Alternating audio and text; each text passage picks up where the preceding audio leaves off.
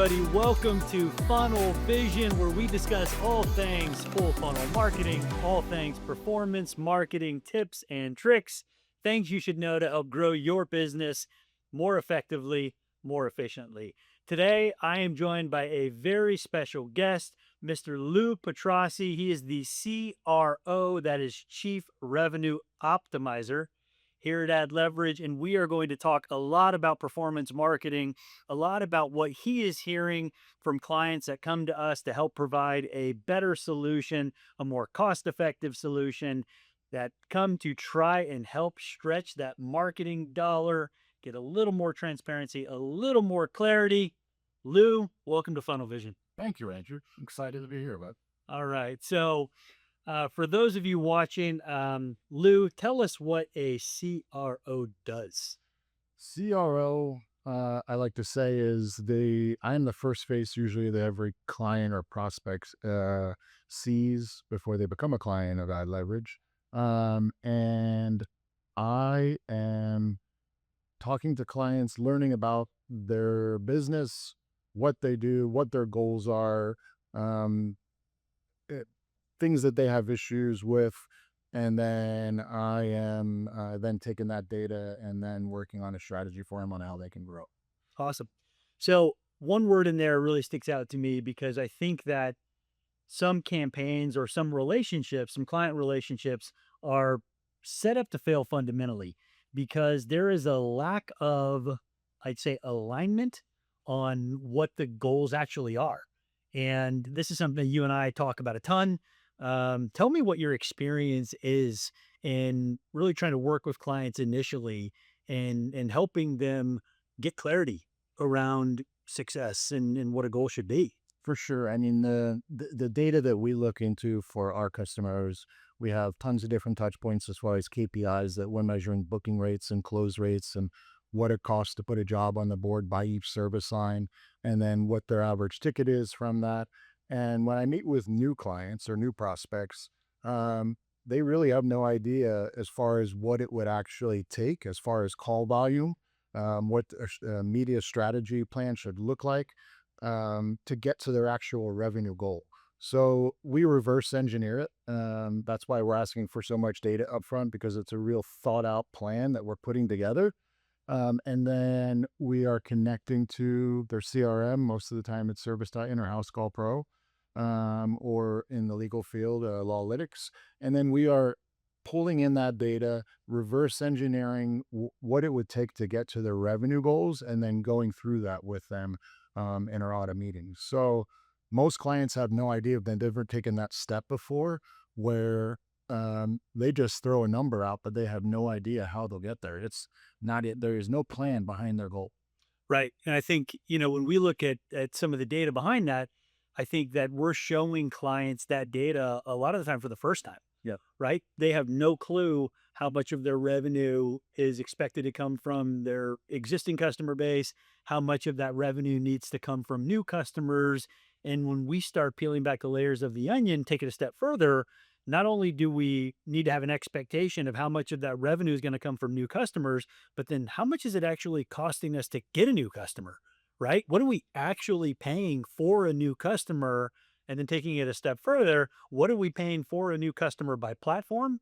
And how many new customers do we actually need at this rate to hit our goal, right? Like, these are the conversations that have to be had if you want to really understand what it's going to take to get to the revenue goal that you set out with. So that's a bit on it, but I guess I will ask, where do you see, I guess, the largest gap in terms of, the things that we're trying to do to put them in a better position to hit that goal? Where is that knowledge gap the biggest with the client when they come to us for the first time?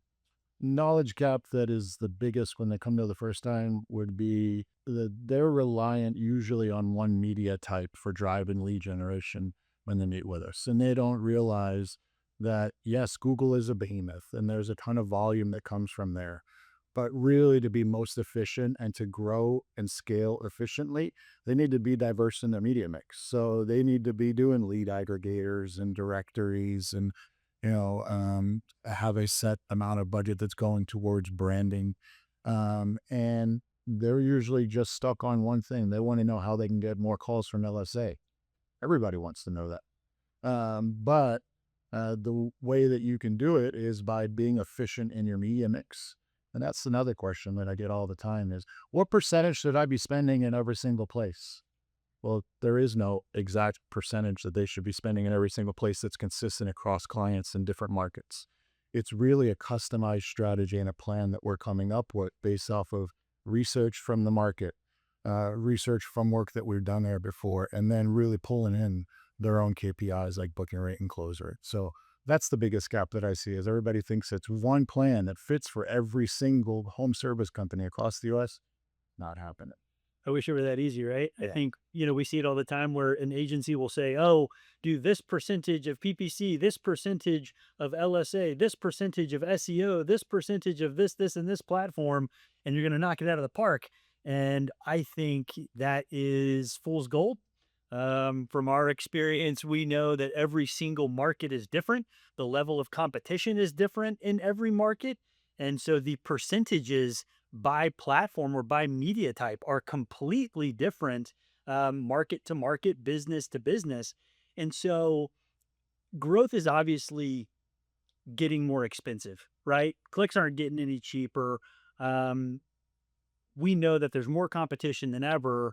What would you say are some of the keys to help a client that comes to you today really navigate the level of competition that we're experiencing on a day-to-day basis with private equity, with so many new competitors, in the business and people that can really afford to spend a tremendous amount to gain a new customer. How do you go up against that if you're not the number one or number two client in that market? What are some of the things that what's some of the advice that you give clients to help navigate that? Some of the advice that we talk about would be being diverse in the mix, obviously, utilizing places like meta ads and utilizing every aggregator that is out there. I think our average clients are probably on 12, 13 different or lead channels and not just relying on one. Investing in their brand because that's something that no private equity company can ever take away from them. And then I would say focusing on the data, letting the data tell you the numbers, making sure that you're tracking everything, attributing every single book job and every call to the correct campaign. And then you're able to see what's actually working and then able to put more gasoline onto that fire when it starts working. Yeah, and I think a couple of things there, right? I think that one, when something starts working, everybody gets excited and you can spend right through the efficiency of the platform, right?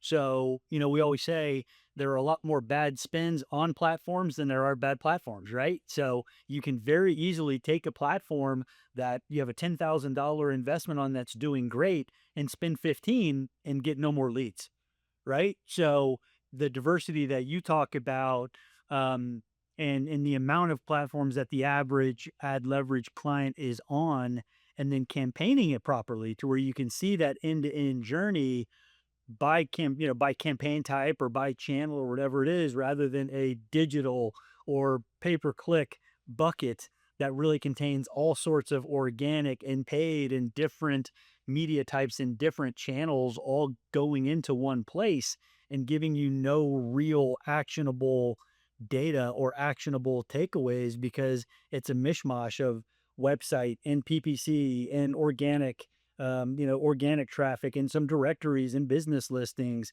I mean, we see that all the time, and you don't stand a chance. As it relates to scaling, you don't stand a chance unless you have absolute clarity. So, do you want to expand on that? Sure do. We do in our audit phase, we'll ask for accesses to their CRM, and then we start pulling in we have a specific team here that only works on CRM and checking attribution and checking proper campaigning. One of the biggest things that we see is buckets like existing customer.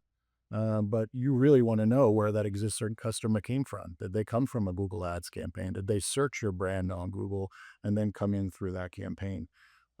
So that we're checking make sure campaigns are set up 95% of the time that's not being done correctly. We're measuring first touch, last touch, and every touch in between. And that's the way that you actually get, true attribution and true knowledge of what is actually working. Yeah.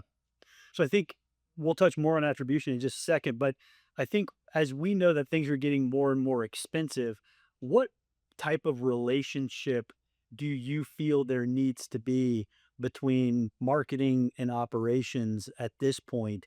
And how crucial is that understanding when you're trying to scale? It's probably one of the most important things. Marketing and operations have to play that hand in hand role together. We have to be able to look at the data and see, hey, your call booking rate used to be 75%, and I've seen it drop over the last 2 weeks, and now it's at 50. Is it an issue of lead quality? We look at our lead quality percentage rate and what we're driving in, or is it an issue of your best CSR happens to be on vacation and no one is booking leads at that time? We're also looking at things like tech close rate out at the home. We see an average of about 50 to 60% across our 125 clients in the US. And if we start to see numbers that drop, what is it? Is it once again lead quality or not setting them out on the right type of jobs? Or is it that we need to do tech training? So, us checking numbers and going through those numbers on a weekly basis with clients is extremely important because otherwise, everything is a shot in the dark. There's no relationship there, and it has to have that relationship. Yeah, and I think, we see it all the time, right? Where numbers will be trending in the wrong direction. We'll dive in, we'll take a look, and everything looks pretty similar on the front end. But then we start seeing a 15% drop in a booking rate, a 10% drop in the close rate, a 15% drop in the average ticket. And before you know it, you put those things together and you're down 35% in revenue because a few operational metrics went in the wrong direction. Now, the same can be true for marketing. We have to raise our hand and say, hey, we were driving leads at in a certain quality of lead at X amount per lead before. Here's what we're doing to right that ship and to figure that out and to make the changes we need to make on our side to ensure that we're keeping our side of the street clean. But it is a true partnership. We have to be pointing out where we see the improvement, where we see the improvement needs to come from, right? Like when we see things going in the wrong direction from a marketing perspective or operational perspective, it's our job to raise our hand and to call it what it is. That's what true partnership is. And I think that's what partners do is you talk about the real shit. You talk about the things that matter, the things that are actually going to drive the business forward. And with our platform Insight, we're blessed to be able to pull up these metrics and look at the entire customer journey start to finish by location, by service line, by campaign to where we know where it's falling off on Facebook, where it's falling off on a particular Google service or maintenance or install campaign to where we can get unbelievably granular with both the service type and the channel or the campaign that we're referencing and see where those deficiencies are. So you touched on attribution, um, I'd love to go deeper into that conversation now. What do you see as it relates to um, the need to attribute, reattribute, or I guess we'll call it the danger of misattribution as it relates to marketing data? What's some of the stuff that you're seeing out there, and what are we doing to rectify it? Some of the stuff I'm seeing for sure are look, CSRs have a hard job to begin with, but their only job should be booking an appointment. They shouldn't have to worry about clicking an actual campaign or picking a drop down measure. That shouldn't be their job because most of them are going to do the first one. They'll click the first choice of what a campaign should be, and that's what it's going to. So that we need to take that away from them as a part of their job, and marketing should be able to push through the attribution into the CRM to say where that job is coming from. We notice if you are not doing that correctly, then there's no way to know where your revenue is coming from, and you don't know how to scale because we're not sure what is working or what isn't working. It's one of the biggest complaints that I hear from prospects when I meet with them is, I know I'm spending a lot of money on marketing. I know half of it is working. I just don't know which half it actually is. And we take care of that with proper campaigning of all campaigns, working with CSR teams to make sure that the best practices are set in place, and then constantly monitoring it. Plus, our insight system has the ability to actually reattribute campaigns and job types inside of service time to say what the actual campaign was coming from or the job was coming from. So those are definitely some of the big things that we look to fix, because without it, you're scaling blindly. Yeah, and I think on the heels of the scaling blindly conversation, I feel like everybody is out there talking about how AI is going to help them scale and help them run a better or more efficient business. But I think that um, so many instances, I think there is a rush to use AI for certain aspects of marketing where it just doesn't belong, right? I think there are some awesome operational uses. I think there are some, phenomenal, um, you know, uh, data mining and, um, some great research that AI expedites a tremendous amount of for our clients. But things like call grading and QA and QC, great. Use AI. It expedites the entire process, gives us insane clarity, and analyzes the data better and faster than a team ever could. Right. But I think we see modern marketers trying to game the system, so to speak, with how they utilize AI. So expand on what you see in terms of improper utilization of AI from a marketing perspective. Incoming calls, number one, I would say during the daytime, AI should not, your call center should not be AI first yet. I think it's a little bit too soon. If a live person is available during the daytime, Monday through Friday, even Saturday, Sunday, to pick up that phone, it should be picked up by a live person.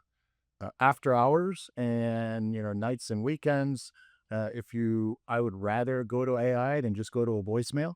Um, it works much better. There is a great booking and close rate that are coming from AI generated systems. But I would say people jumping into AI too fast, uh, setting up Marketing Pro, having AI do it. I've seen that's not working well either. So I would say, you know, tiptoe in and don't dive in head first, because you can get yourself into problems, and booking rates and close rates and all that will go down.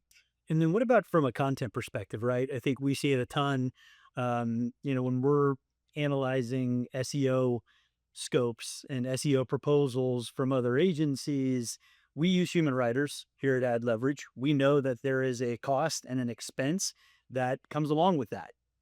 But we believe there to be a quality and an authority that also comes along with using human writers to generate the content that we provide for our clients. What are you seeing as it relates to other agencies or marketers and their SEO proposals and how they're quite obviously using AI and telling a story that maybe a little incomplete? Yeah, we just audited a website for a home service company in the Midwest just yesterday. We went through the audit with the client, and they had an agency that had built around 350 pages over just like a 3-month period. And it was fast. They got a lot of pages up, but 90% of their traffic was coming from 3 pages. None of the other pages were being indexed because they were all written by AI, which, the way that LLMs work is going scraping information from other sites, and it's grabbing it, and then the agency was then taking that content and inputting it onto the pages and saying, hey, we are doing our SEO deliverables. And that's why we use row writers, because it's going to get indexed, it's going to show up, it's going to get you the real traffic that you want. So it's sad to see when they have all this work that was done supposedly on a site and being delivered these pages, but none of them are getting any traffic. It's just a waste of time. Yeah, I think what we see all the time is, our proposal will have 6 or 8 pages of real authoritative, um, you know, quality content that is actually going to keep someone on the site and generate the type of experience you want to create for your brand. and you put those 6 pages up against 50 on somebody else's proposal, and that 50 doesn't stand a chance of ever really gaining the traffic, the quality, the intent, the authority necessary to actually have a consumer want to stay on the page and convert, right? So it's unfortunate, but to the average business owner, they see 6 over here and 50 here. They think it's a no-brainer without realizing that this 6 is actually going to generate the type of interaction and be the type of brand representation that is going to instill confidence in a consumer and make them want to call and work with that brand. And this 50 is never even going to be recognized by Google as relevant because it's what's considered AI slop. It's just regurgitated from other sites and other sources. And it's just an unfortunate kind of state of affairs that we see right now. So we use originality.ai. We believe it's a best in class tool to be able to detect if it is actually original human written content or if it's plagiarized and just regurgitated AI content. Recommend you do the same there. So, kind of moving on here, I think that when we talk about what it takes to really win in performance marketing, there is this brand component that we're big believers in, and we're always preaching a certain amount of brand building of awareness be part of the media mix if the client can afford for it to be part of the media mix, right?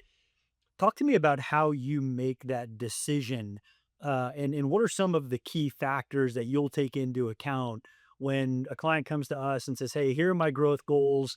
How do you make the determination of how much brand building or awareness we're going to be launching with, or is going to be part of the initial strategy or the initial recommendation, and how much the more bottom of the funnel tactics or the elites tomorrow type of tactics are going to be part of the mix here. It's a conversation in the beginning. Obviously, for brand, it's not something that you turn on and instantly you're going to get calls and response from. But it is something that, in conversations with an owner, what percentage of their budget can they stomach on a monthly basis for a good 6 months, where they not might not get a response and it might not show up as an increase in ROAS, or there's not going to be revenue that's coming from it. But after that 6 month period is where they'll start to see if they're continually doing a TV campaign or out of home billboard or even radio, utilizing a DJ and radio. Um, it's a conversation in the beginning where we say, hey, can you stomach 10% of your budget going towards brand building? It's like a 401k of sorts where you're putting money in today and then you know that you look at it the next day, it's not moving too much. But if you close your eyes and come back in 6 months, that there's going to be some extra zeros in there. So it's a conversation in the beginning for sure. It is something that is going that no private equity company can come in and take away from you. And it's going to make all the other campaigns look better as far as being more efficient. So brand is important. It's always part of our conversation in the beginning. Most agencies don't talk about it because they don't know how to do it. They don't have the ability to have an amazing production team that's going out and shooting content, or they don't have the creative services that we have. So it's really what helps us to stand apart, and it's something that it's part of every pitch. And so I think that where there is a lot of misalignment the um, from the onset is in expectations, right? I think when people think about, hey, I know I should be doing some top of the funnel, some middle of the funnel, some bottom of the funnel, right? But I don't think they really have a 10,000 foot view of how much, what percentage should go where, Yeah. right?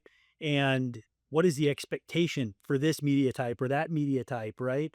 So, talk to me about proper expectation setting and the role that plays when you're building the initial strategy. What type of expectations, and you got into it a little bit with making sure that when you're talking about brand, you understand that that's the long game. You understand that you're building a relationship and that you're going to pay for that relationship now, or you're going to pay the Google gods later, whichever you want to do. But talk to me about expectation setting and how important that is when you're trying to build the most strategic plan possible.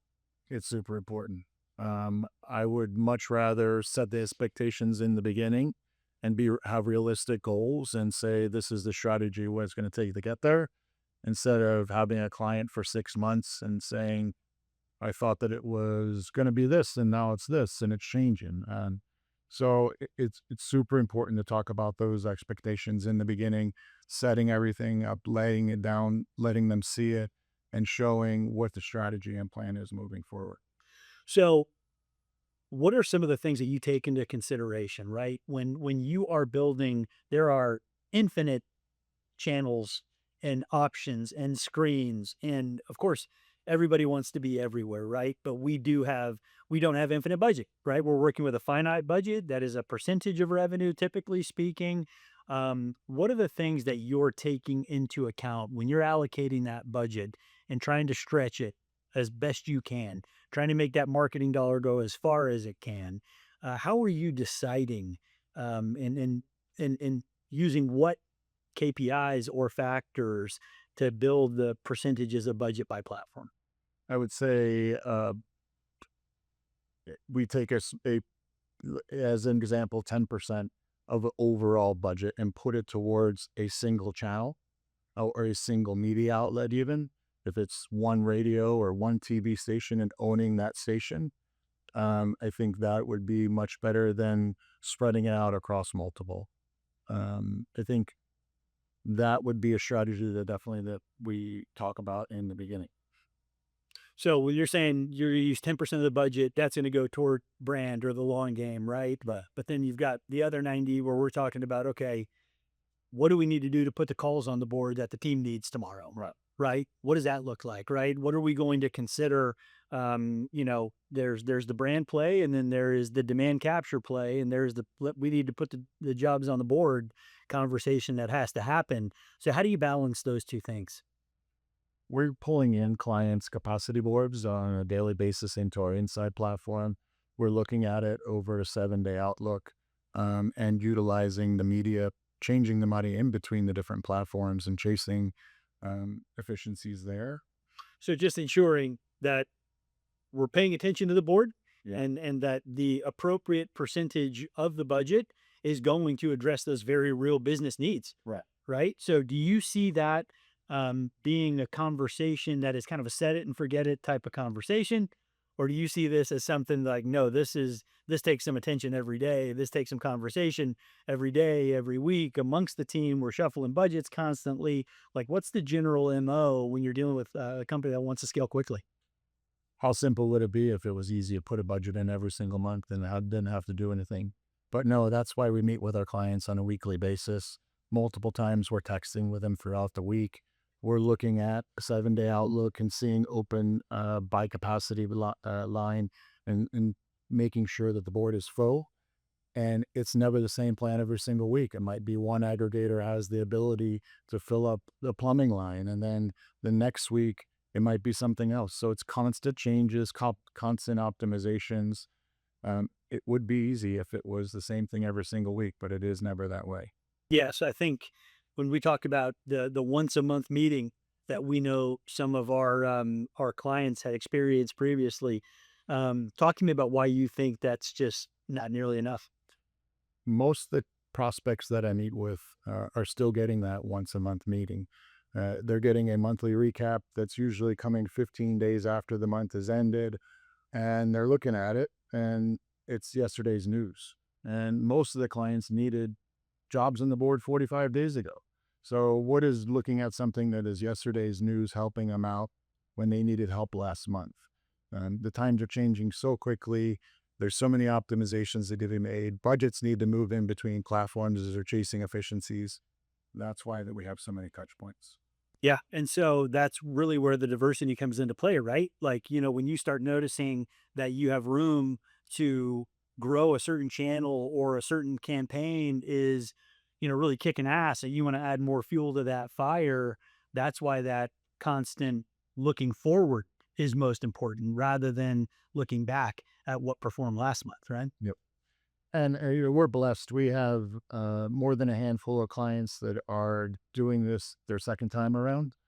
and maybe they had companies 10, 15 years ago and built them and were lucky enough to sell to private equity, waited out their time frame where their non-compete was up, and they've come back recently and opened it again, and thought that it would be the same thing that they did 10, 15 years ago, and it's not. And they've been knocking on our doors and saying, I really need someone like you guys, because this is nothing like it was 10 or 15 years ago when I sold my first company. So it's much more diverse in the mix, many more changes that need to happen, many more optimizations that need to be done. And it's a constant change and a constant um, fix to the media plan throughout the month that is going to fill out the Lord. Right. And so, as we come to wrap up the episode here, Lou, what would you say are some of the main takeaways right now that you would want the audience, the business owner that's trying to grow, that's struggling to make it work, that's trying to get the most out of the marketing dollar? What would you tell that person as a few key takeaways for how to navigate the level of competition we're seeing right now? One of the key takeaways that I would say is make sure that you know where every single job is coming from. Make sure that you're not relying just on Service Titan data. You have to have a second source. Make sure that you're with a current partner, an ad agency partner that handles all types of media. Otherwise, if they're only handling one thing and you say I need jobs on the board, they're going to say spend more. But in reality, you could become less efficient by doing that and overspending in a channel. So look for an agency that has multiple different outlets that it works with, a diverse media mix, and make sure that there's technology that they have that can really give you the full picture on attribution. Yeah. I mean, look, when you say the full picture on attribution, I think just really understanding one, how many jobs you need to put on the board to hit the goal, and two, where those jobs are actually going to come from to be able to put them on the board to hit the goal, and three, what you're going to pay on that platform to be able to put the job on the board to hit the goal. And I think those very fundamental foundational things are a lot more difficult to find than they sound, but ensure that you're working with a partner where you can have that very operational conversation of being realistic of what it's going to take to put the jobs on the board you need to put on the board, and what a real media plan looks like by utilizing real acquisition data to make it a reality. And I think that it's great to talk about these things, but you should be able to point to these things. Here's exactly what I'm paying to put a job on the board. Here is my close rate. Here is my average ticket. And really be able to map out what success looks like, build the right expectation, back it up with the data, and have a real transparent conversation about doing that in a consistent way to make sure that things are moving up and to the right. Damn straight. All right, so Lou, thank you so much for hanging out with us today. I hope you have found this conversation valuable. We did our best to talk about the things that actually matter to move your business forward. If you want to have a more in-depth conversation, you know where to find us. Adleverage.com is a great resource to start that conversation. We wish you the absolute best in your marketing and business endeavors, and we look forward to seeing you next time here on Funnel Vision.